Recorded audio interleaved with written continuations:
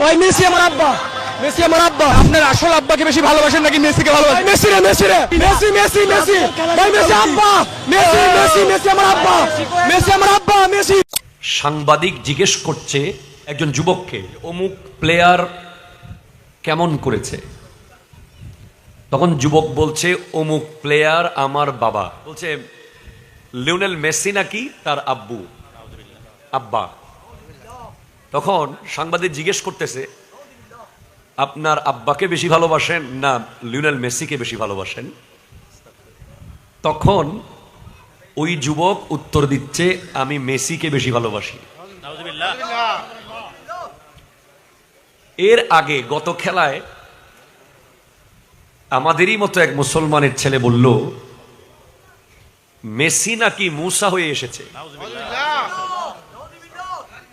আর মিশর নাকি ফেরাউন। এরপরে আমাদের জামিয়ান এক ঝাঁক তরুণ স্মার্ট যুবক ভাইয়ের একটা ওয়ে টু হিকমা একটা পেজ চালায়। ওরা কোনো একটা জায়গায় খেলার আসরে গিয়ে দু একজন যুবককে জিজ্ঞেস করেছে যে আপনার 2022 সালে গোল্ডেন বুট কে পেয়েছিল?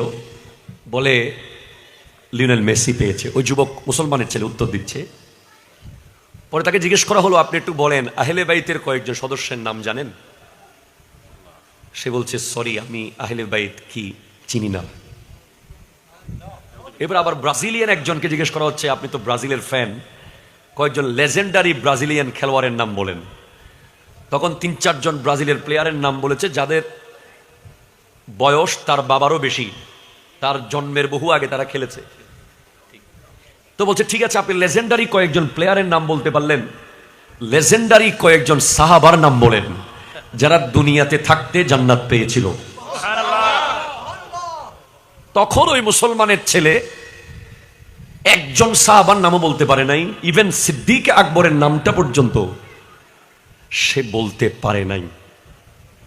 ওয়াল্লাহি আল্লাহ শপথ করে বলছি, আমি জয়নুল আবেদিনের ভাইরাল হওয়ার আর কোনো জায়গা আছে?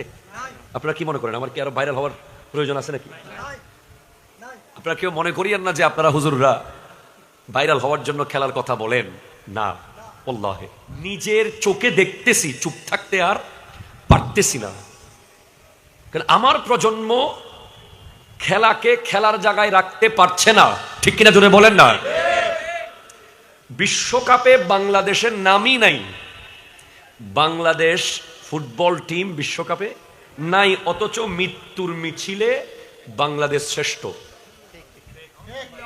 মানে ফুটবল খেলাকে কেন্দ্র করে এ পর্যন্ত প্রায় 15 জনের কম বেশ মারা গেছে এই দেশে।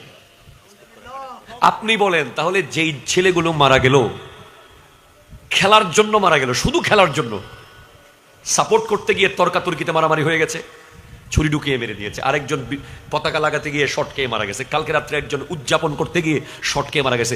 এখন ওর পরিবারের দায়িত্ব কি মেসি নিবে? নেইমার নিবে?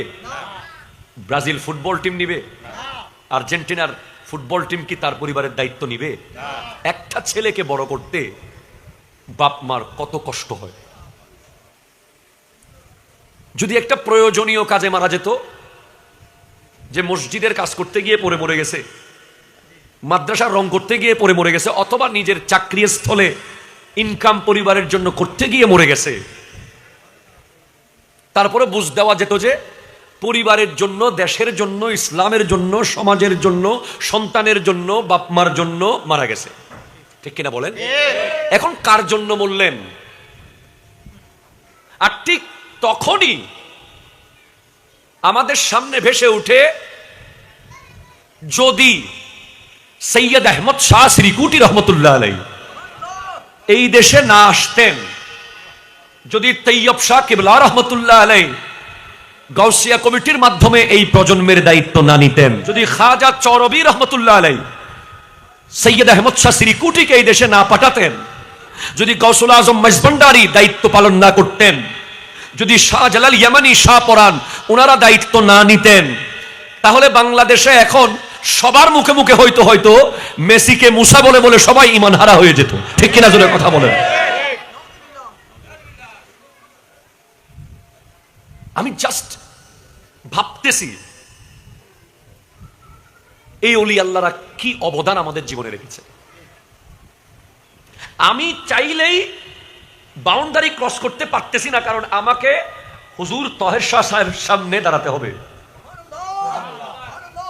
আমি চাইলেই খেলা নিয়ে একটা জোরে চিৎকার মারতে পারতেছি না, কারণ আমাকে পীরে বাঙ্গাল সাবের সহজুরের সামনে দাঁড়াতে হবে। আমি চাইলেই অন্য 10 জনের মতো উন্মাদনা করতে পারছি না, কারণ আমাকে কবরে গিয়ে আমার নবীর সামনে দাঁড়াতে হবে। ঠিক কিনা কথা জোরে বলেন। আমি আর 50 জনের মতো উলঙ্গ হয়ে রাস্তায় নাচতে পারতেছি না, কারণ আমাকে হাসরের মাঠে আল্লাহর সামনে দাঁড়াতে হবে।